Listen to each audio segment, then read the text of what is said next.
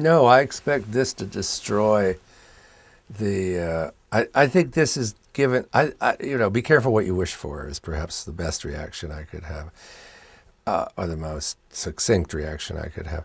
I think that the fantasy of international justice has been exposed for the cruel joke it is by the indictment of General Bashir. The fantasy was that even though this international court had no state behind it, it was a court based on an international treaty, that is, a treaty between sovereign states. And even though this court had no army or police force, that somehow the authority of this court was such that it would bring a new world of international justice. Well, it didn't turn out that way.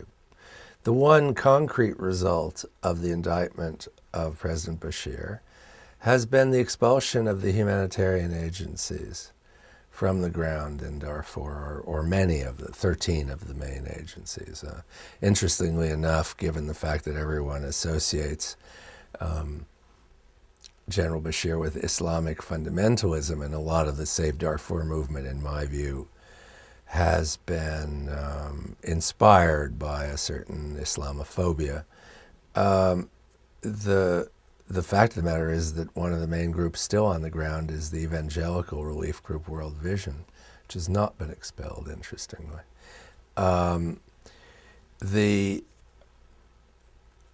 We see that Bashir has defied the court successfully. He's gone to Somalia, he's gone to Egypt, and he's gone to Doha in the last 3 weeks.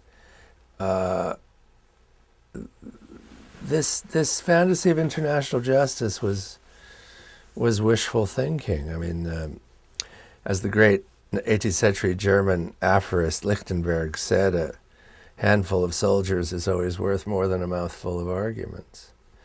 I don't think it bodes very well. Mind you, I was always very skeptical about the court, so I'm hardly changing my position. I think it's a court of dreams. I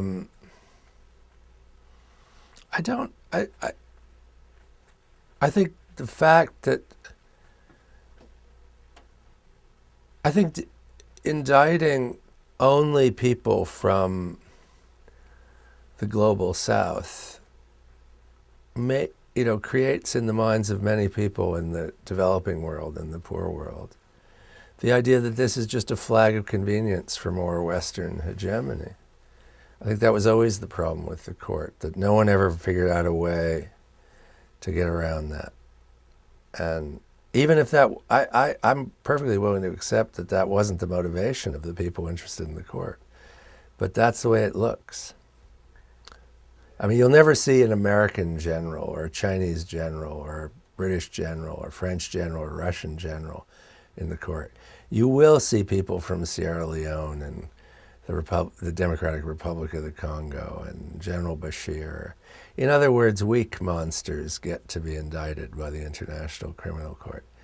That's really not justice in any way that's likely to compel a lot of allegiance from people globally.